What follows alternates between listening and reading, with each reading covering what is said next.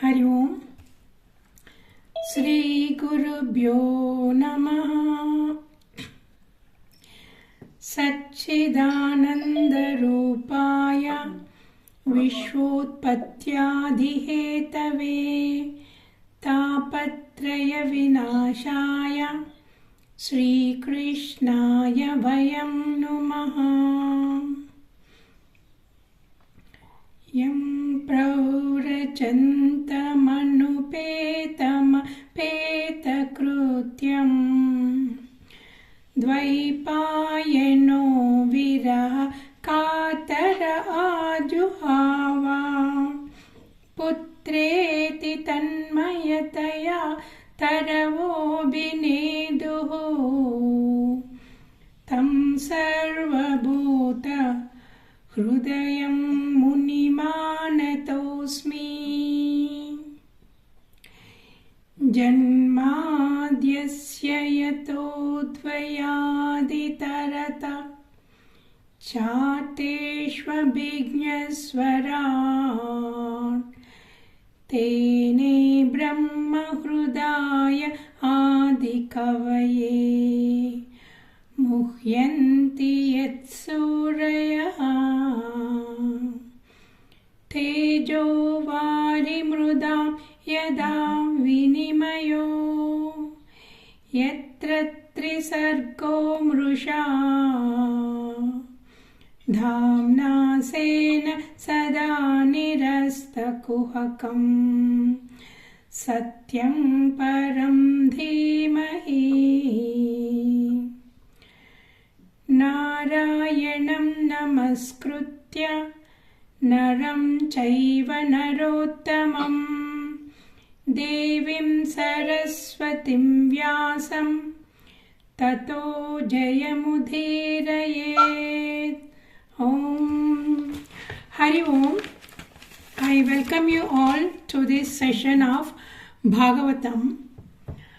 We are discussing about Parikshit Maharaj meeting the Kali, and he had given certain places for Kali to stay.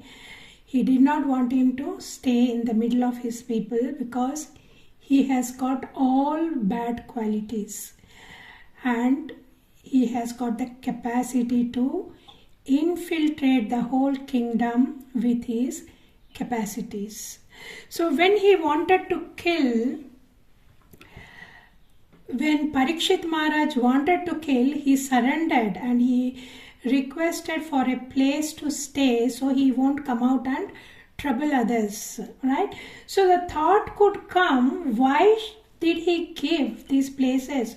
Why didn't he kill straight away? He could have killed him and finished it off. No. The reason why Parikshit Maharaj did not kill him is because he saw a good quality in the Kali.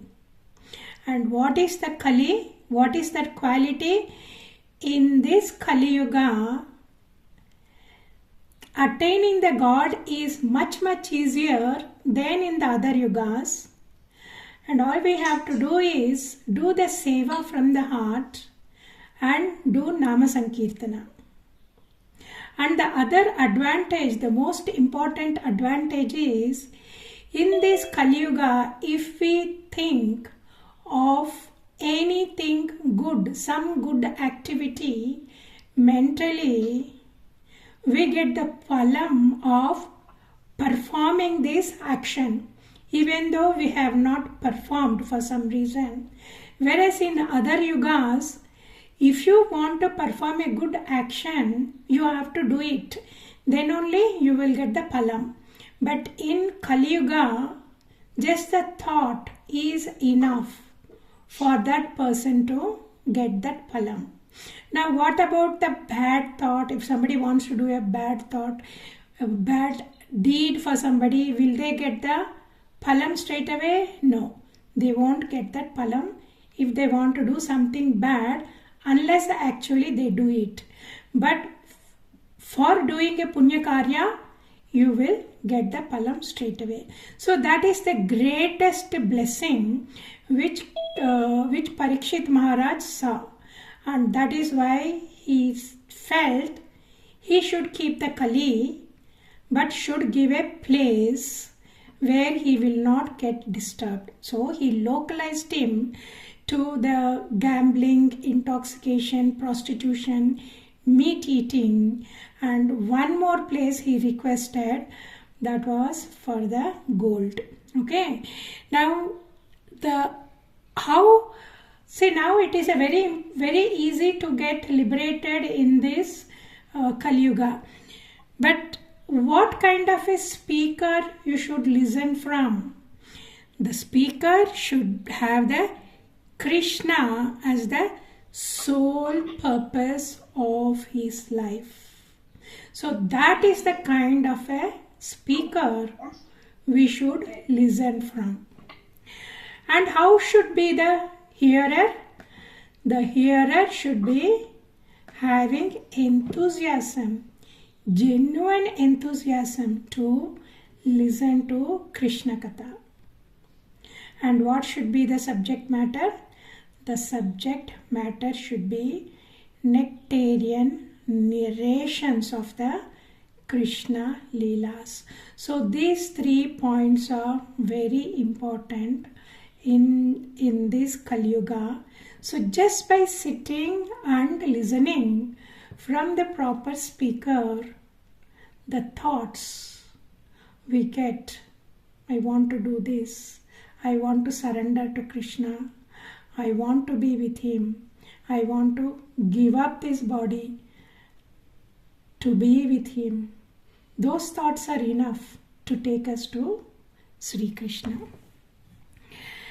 Now, we remember yesterday Sri Krishna, Parikshit Maharaj was very thirsty when he went for hunting, and he was in search of a water. So he went to sage's ashram, it was there, and he just went, he asked for, he was really burning with thirst. So he called the rishi who was sitting under the tree and meditating. And he asked him few times, I'm thirsty, please give me some water, please give me some water. And the rishi was in samadhi. Obviously, he couldn't hear, but Parikshit Maharaja misunderstood. He felt he is arrogant and he did not want to give water because he belongs to a lower caste than him. So that's why he became very angry and he picked up a dead snake which was near the door of his hut. He picked it up and threw it around the neck of the sage and walked out of the gate in rage. And he lost that company of his the army. So he was on his own. So he started going. On the way, he saw a water body. So he took water.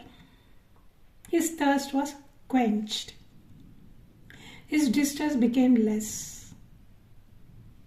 Then immediately he started thinking, oh my God, what have I done? What have I done to that rishi? Why did I behave like this? So he became distressed and then he just went straight to his palace.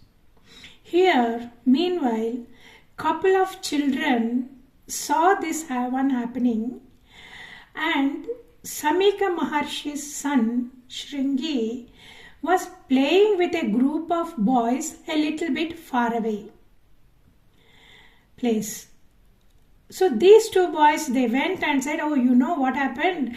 One king came, he shouted at your father, and then he took a dead snake and threw it around your father's neck and he went away. And Shringi became very angry. He became furious. How dare that king does that to my father? He is like a crow. He is like a crow eats the remnants of the food. He is like a dog at the door. He turned against his master. How can a dog enter the cottage and expect to eat in the same plate. I will show my powers to him. I will make sure I'll show him who I am. So in that anger, there was a river called Kaushika. He just went and touched the waters. He has got a great, powers. He has got the Brahma Tejas. So he touched the water and then he cursed, saying that Raja, whoever did this to my father, he will be bitten by the Takshaka on the 7th day and he will die. He cursed him. Okay? And then he came back to the hut to see his father. So what happened here? The Bhagavatam says, he says, and the Sringi said, on the 7th day, this wretched descent of this dynasty will be killed because he insulted my father, right? So look at the words he has used. He said, crow. He is like a crow eating the remnants of the food. He knew it is a Raja because those boys told him he is a king. But he still said he's a crow. He's like a crow. And he's like a dog. And this dog turned against the master. He behaved like that. How dare that dog enter the cottage and expect to eat from the same plate? So, what does it show? It shows the pride of possessing the Brahmanical powers. Okay. That is the beginning of the Kali. That is the beginning of the misuse in the Kali Yuga, it seems. Okay. So, Kali was looking for an opportunity to infiltrate. And then Kali saw this boy all puffed up with his powers. And then he also had the hatred for the lower caste. So that is how the hatred of the Brahmins towards the lower order had begun. And Sringi is the first one to do it. And Parikshit Maharaj is the first victim of this injustice, it seems. Okay, so this is just a story in the Bhagavatam. Don't take it seriously. But I just wanted to mention it. I generally don't discard anything from the from Bhagavatam because this is Grandhavataram. Okay, if Vyasa Maharshi had written something, there is a meaning behind that which I don't understand. I am here just to read and narrate and then hoping to progress from this scripture. Okay. Now he came home to the father. See, he cursed and everything and then he came home to the father and the father was sitting with a snake around his neck. As soon as he saw that, he got a little bit frightened also because he is after all a 5-year-old child. He got frightened of the snake and also he repented his words. So he started crying, one for seeing the father with a dead snake around, and the second one, he repented, why did I curse a Raja? Why did I curse a Raja? This is what the anger does to the people. There, Maharaja Parikshit was very angry because he was very thirsty and tired. Okay, so when we are tired and thirsty, it's very easy to become very angry. So that's what the dehydration causes, and that is why the old people become very angry and irritable very quickly. So please make sure we keep giving them enough water to drink. So for irritability, anger, confusion, main reason is the dehydration, especially in the old people. Right?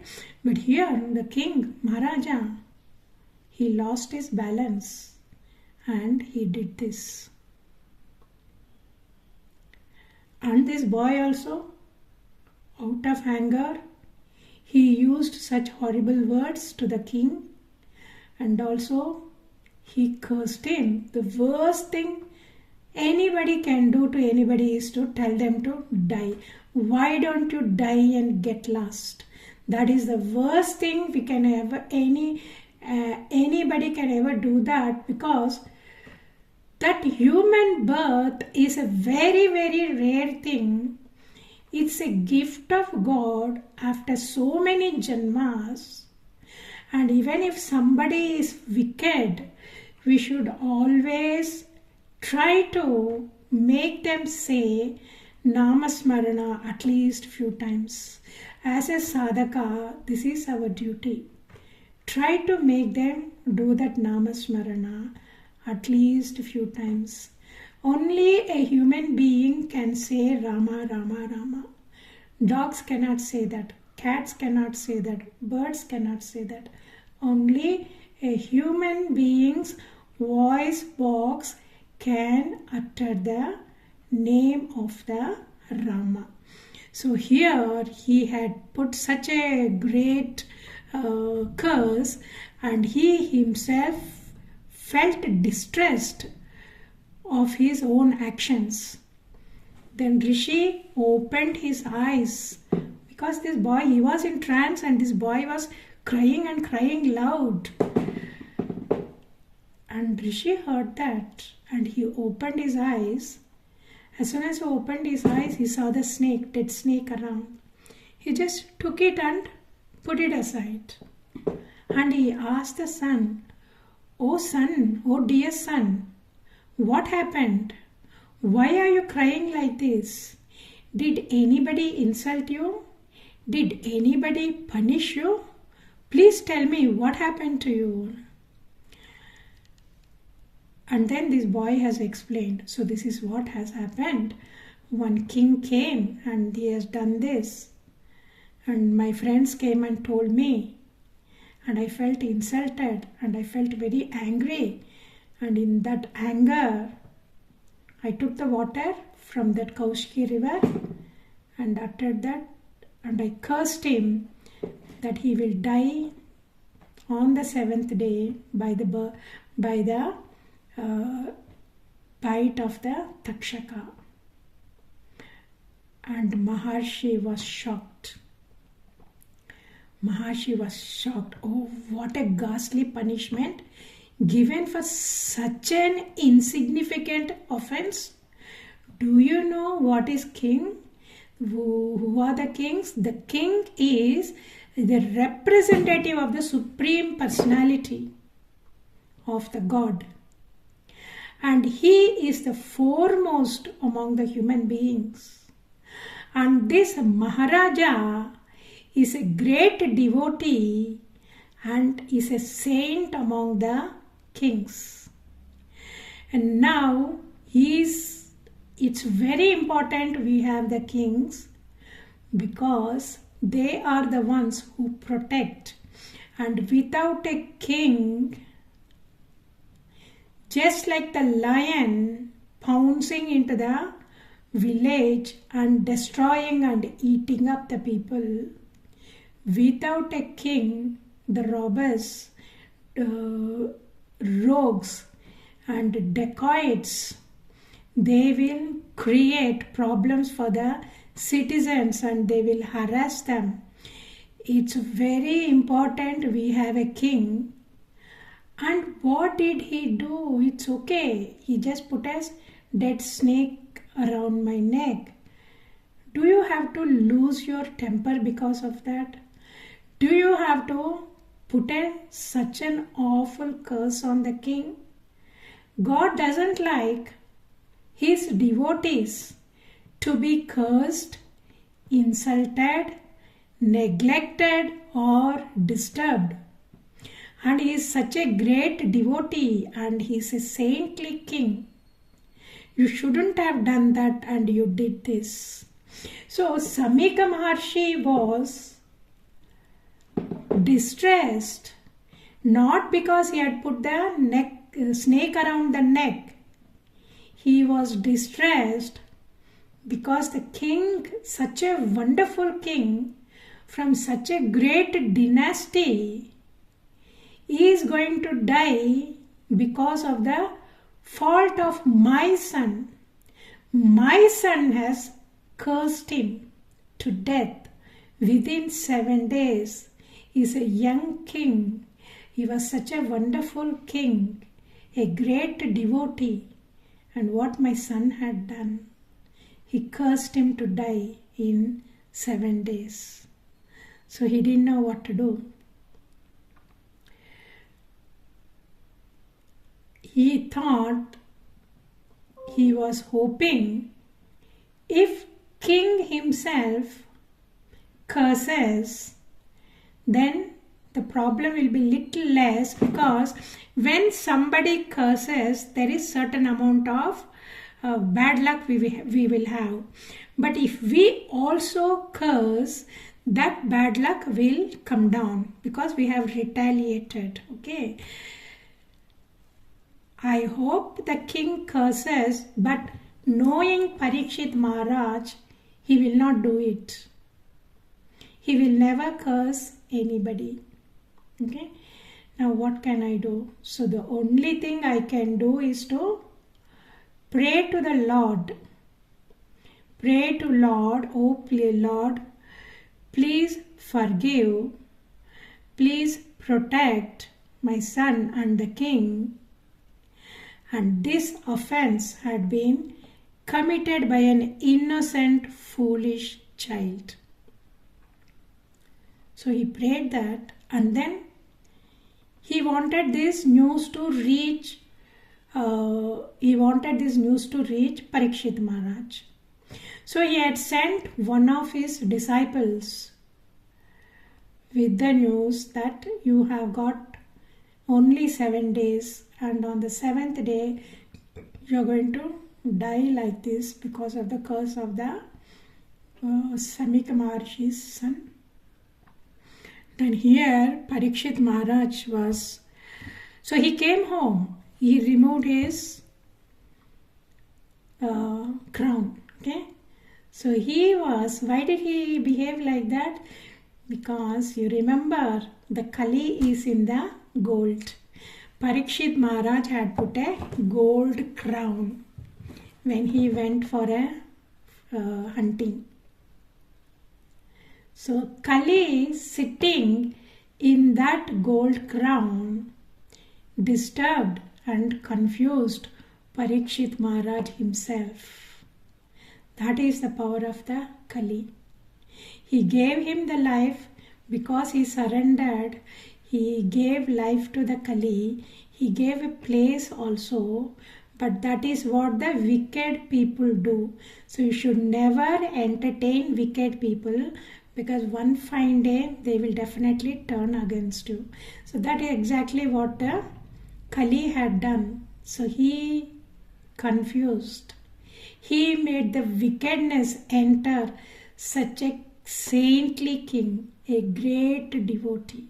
So that happened to him. So that's why when his son's senses came back, he repented so much. At one time, he felt like going to Maharshi and then apologizing. But by the time the news has reached him that this is the curse of the Shrungis, this is Shrungi's curse, so you are going to die on the 5th day. And he did not want to go and apologize to Rishi, because he said, I don't want the Rishi to be embarrassed. And he had also sent a message to the king saying, this curse is irrevocable curse. So in no way he can escape this curse. So he said, he had sent the message saying, because it is an irrevocable curse, so you please spend all your time in focusing your mind on God, dedicating yourself and reaching the Godhead. So this is the message sent by Samika Maharshi. One, you are going to die because of this curse. The second, in these 7 days, you spend all your time with the thoughts of the God only. And being a devotee, he felt, see, this is how the devotees take, no? The devotees always take the bad circumstances as a will of the God, and there is a subtle message that Krishna wants you, and that's why he is putting you through this, so that you will get detached from the attachment to the royal opulences. So Parikshit Maharaj took it that way. It is the God's will. I am getting too attached to my royal opulences.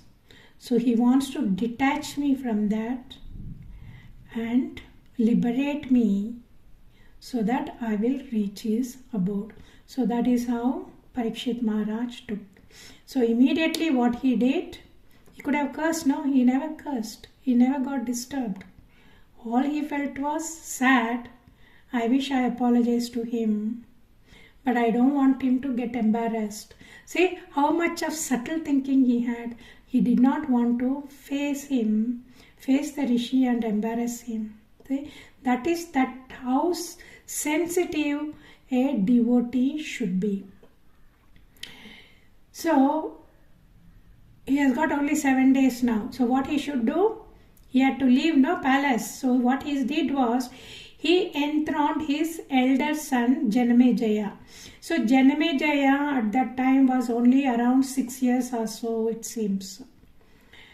So he enthroned him, and then he went to the shores of Ganga and decided to sit firmly with all his mind on the lotus feet of Bhagavan and fast until death. Okay? So he did that. He had gone there. Now this whole news has reached the universe. It's not just the rishis. This news has reached the universe, it seems. And what is so special about Parikshit Maharaj? If you remember, Parikshit Maharaj was saved from Ashwatthama's Brahmastra in Uttara's womb. By the time Sri Krishna went, that the heat of the radiation from the Brahmastra had already killed that embryo. So Sri Krishna entered the womb and he gave another body. So that body is not an ordinary body. That body is a direct gift of Sri Krishna.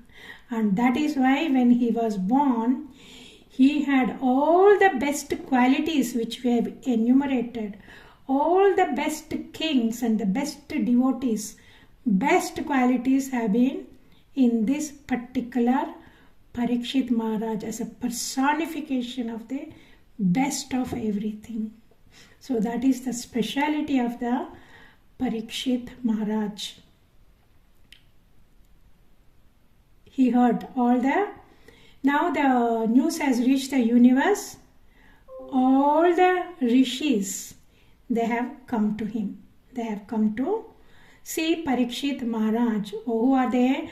All sages, along with the disciples. They came to see Parikshit Maharaj, and through their Divya Drishti, they have realized Shuka Maharshi is going to recite Srimad Bhagavatam. So that's why they've all come. Who are all those people who had come? Narada Maharshi, Vyasa Maharshi and Parasara Muni. Who is Vyasa Maharshi? Shuka Maharshi's father.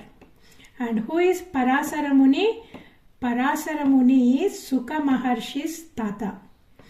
Then Bhrigu Maharshi had come, Vasishta Muni, Vishwamitra, Angirasa, Parasurama, Bharadwaja, Gautama Muni, Chavana Muni, Maitreya Maharshi, Aurva, and many other less known sages. So they've all come.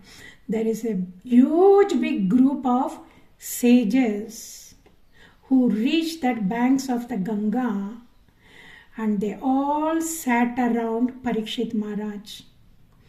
And so seeing all those rishis, Parikshit Maharaj received everyone courteously and bowed down in front of them, and he said, "O Mahatmas, please excuse me for all the offenses I have committed.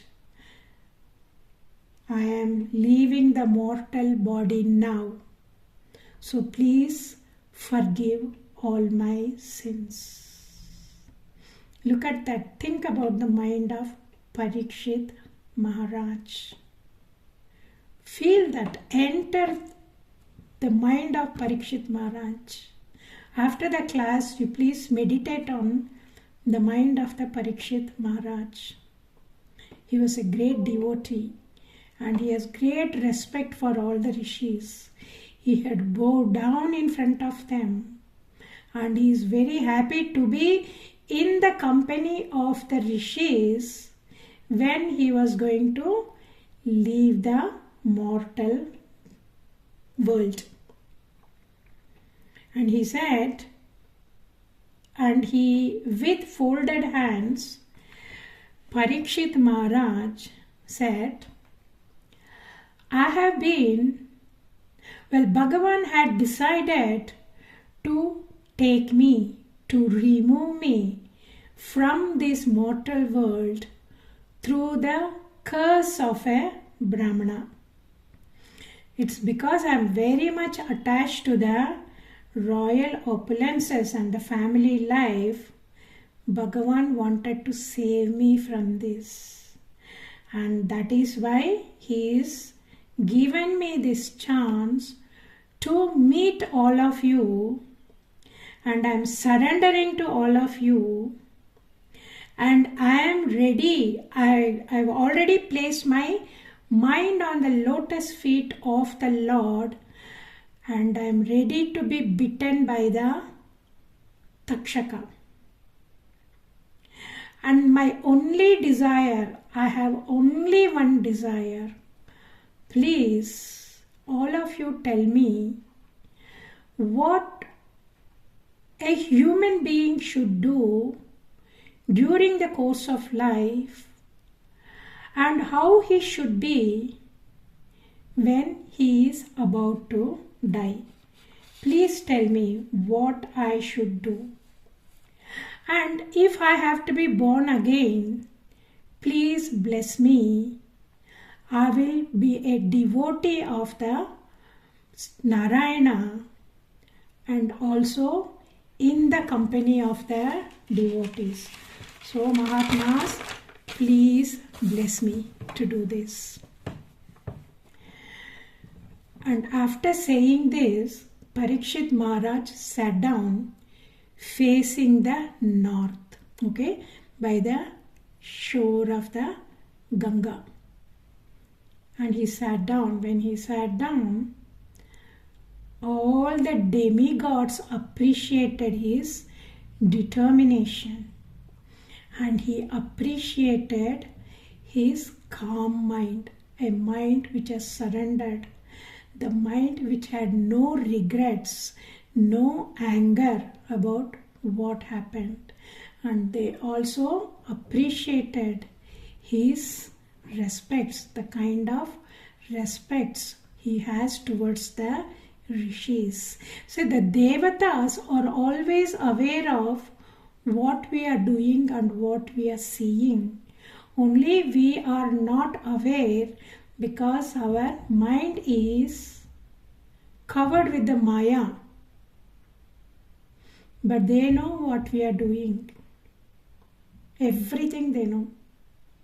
So here they appreciated him, and as a token of appreciation, they showered the flowers from the heaven and also played the musical instruments.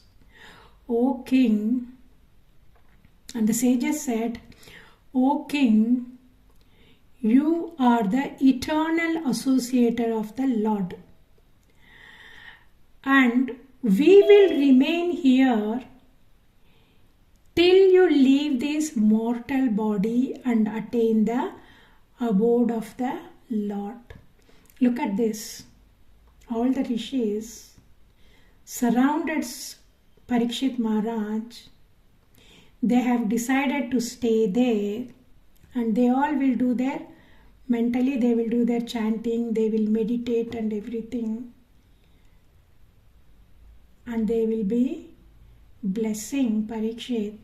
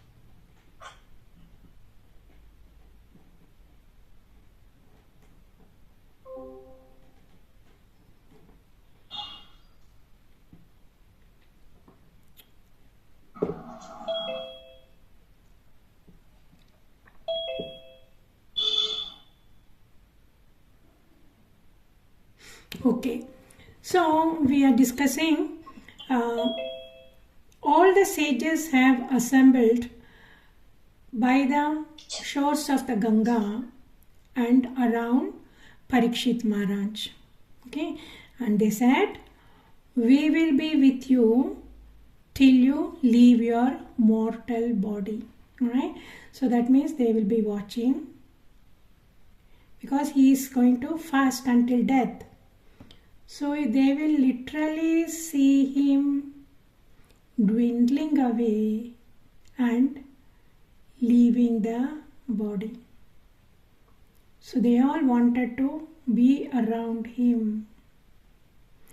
And Parikshit Maharaj said, O Mahatmas, you all have assembled here from all over the universe to do good for others. Please tell me, because 7 days are there. He still has got a lot of energy. You know, the 7 days, he only just now he probably started fasting. So that so much of energy is there. He can talk. He can sit down properly. He has the desires.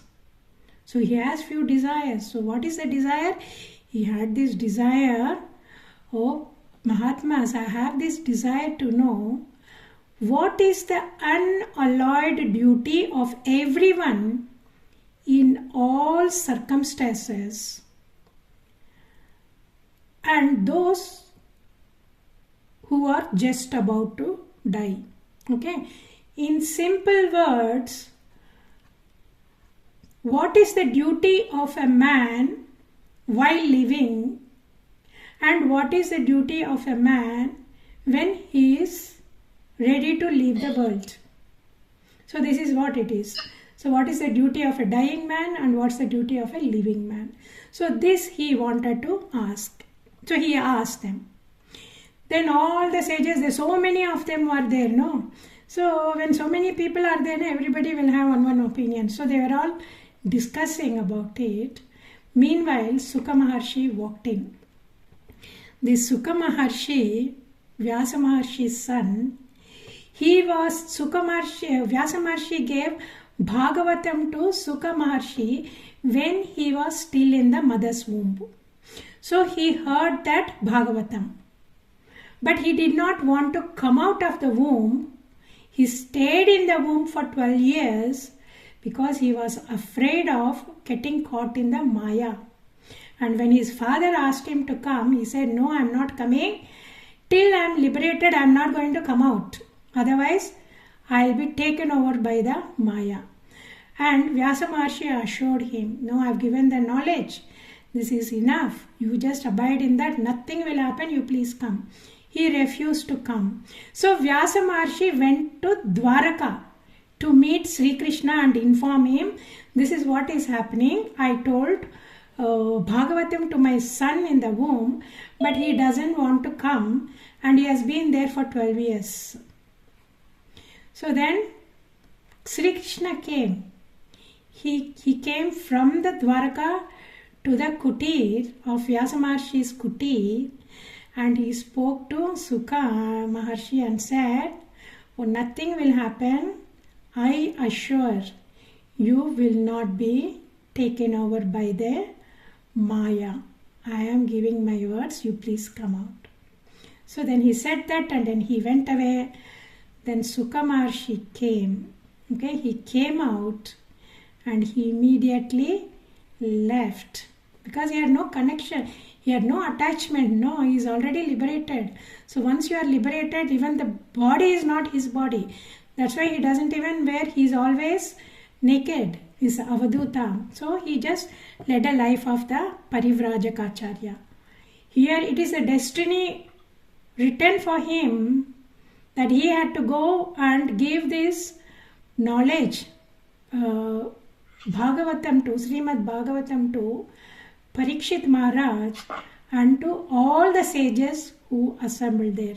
That is the one which is written for Shuka Maharshi, and that's the reason why he had been appointed, because he is the first one to narrate Bhagavatam, and that is how we got the Bhagavatam.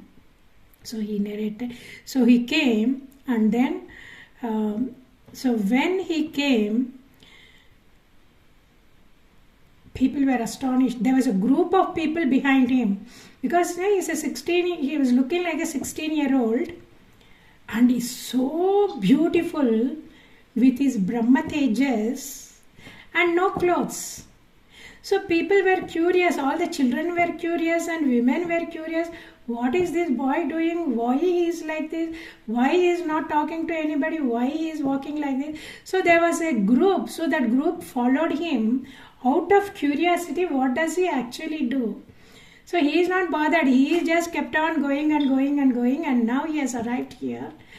And these people, as soon as they saw the assembled sages, so earlier on they used to call him names and all, but as soon as they saw the group of sages, they all became quiet and they just sat down there.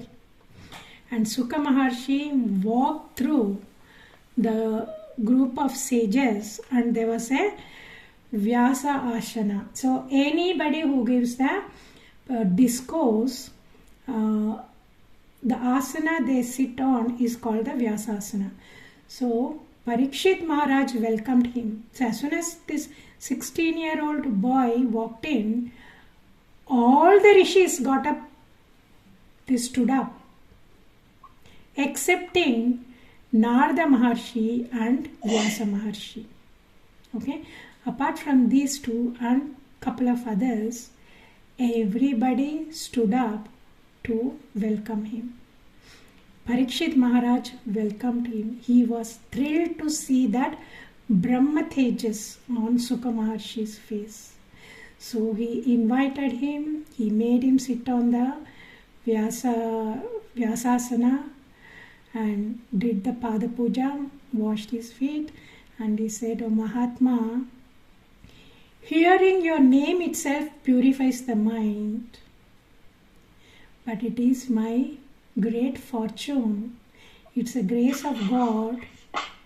I could see you, I could touch you, I could do Pada Puja for you, and I could offer asana for you. And how fortunate I am. And you are the spiritual master of all the great sages and the devotees. Please explain to me. I have these doubts in my mind. I have got only 7 days to live. Please explain the path of." The first question is, please explain the path of perfection for all persons, especially those who are about to die. That's the first question. The second question, what should a man hear about, chant, remember, and worship during his lifetime? And the third one, very important, what should he refrain from? What should he avoid? Right? So this avoiding is extremely important, right?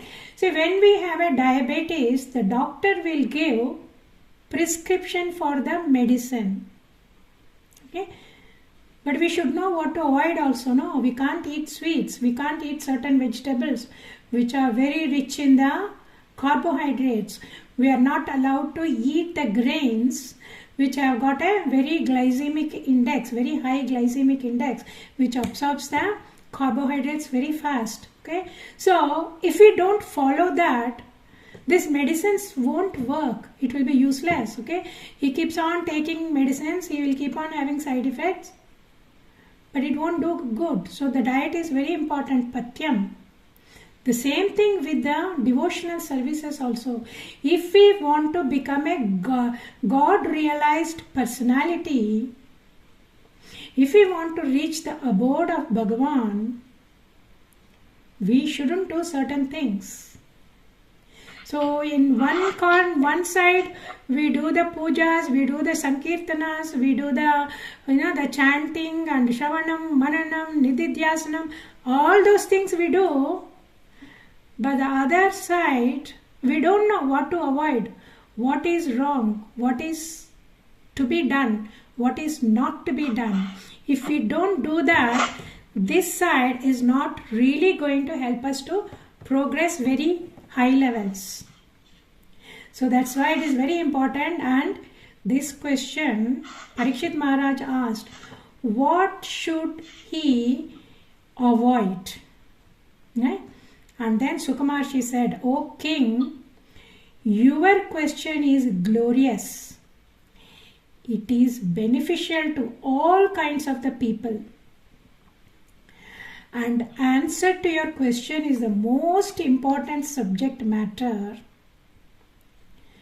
for the materially engrossed people. They are engrossed in so many subjects, so many material subjects, but they are blind to the absolute truth. And one who wants to become free from the material miseries, they should remember the Supreme Being all the time. The highest perfection happens when we remember Lord Narayana till the end of our life.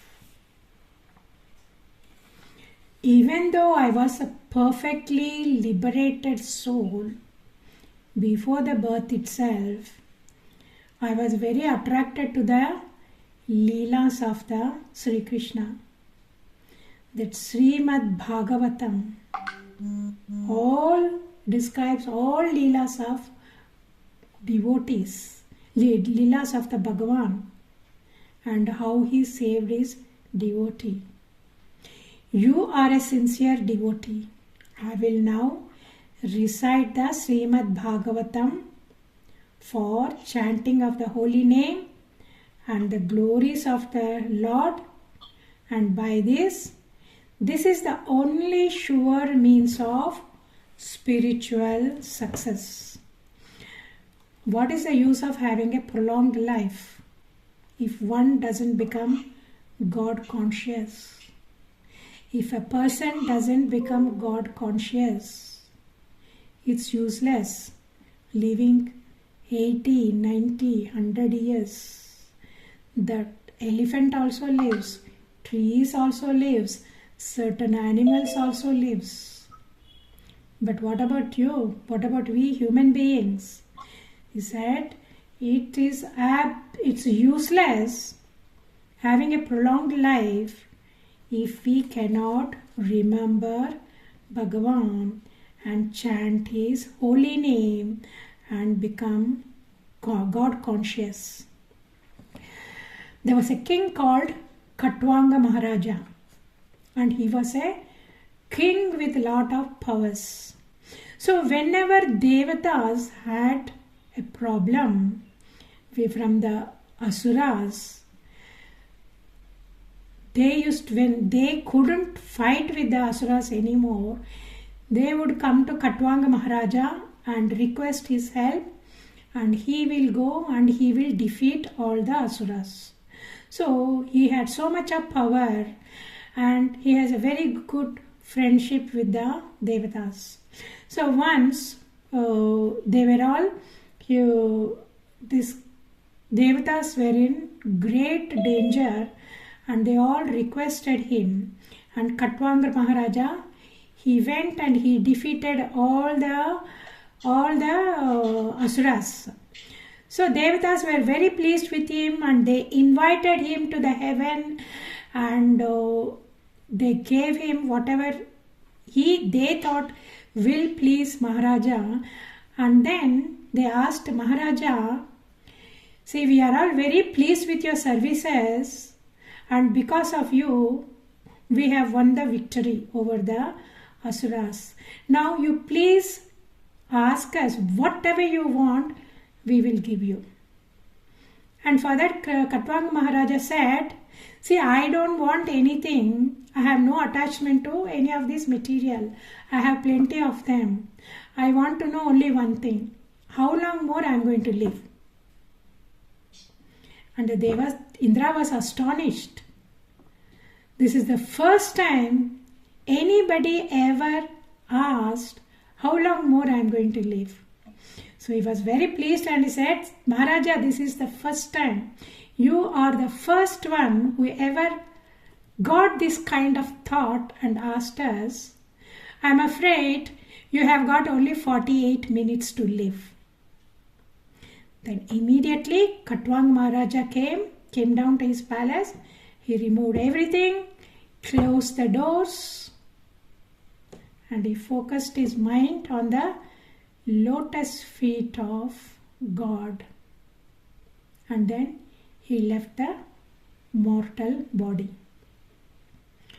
Now, Parikshit Maharaja, you are very fortunate. You have got 7 days.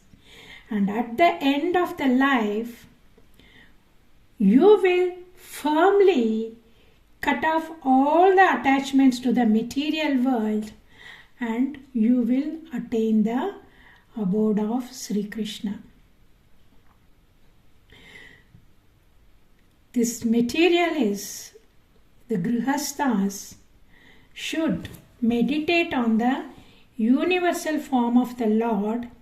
So he is telling, he asked, no, what should a person should do to perfect his life? So he said, materialist people. Materialist people means grihasthas. We are all materialists, so we accumulate things because we have to take care of our families, we have to take care of ourselves, we have a duty to take care of the society also, we have to take care of the temples, we have to take care of the yajnas, we have to take care of the ashramas and the sadhus, and make sure that spiritual knowledge is spread. So this is the duty of the grihastha, not just me and my children and my security and my future generation. Okay, so we have a very, very big duty. Unfortunately, this was not taught in the schools. It was not taught in the colleges also. That's why people are not aware of it. Grihasthas have so much of responsibility, and this varnashrama dharma had been created by Bhagavan himself, and he had put such a big responsibility on our shoulders. He will be watching. I gave them the able body, I gave them the intellect, and I gave them the opportunity also. Are they doing? All these things goes into the Akashic records. So he is saying the grihastha should do the duty and then meditate on the universal form of the Lord. So only when you see the God in all living beings around, then our behavior will be very gentle towards all living beings. Then he should meditate upon the Paramatma in the heart. Then he should meditate on the personal form and offer devotional services. So the mind is expanded.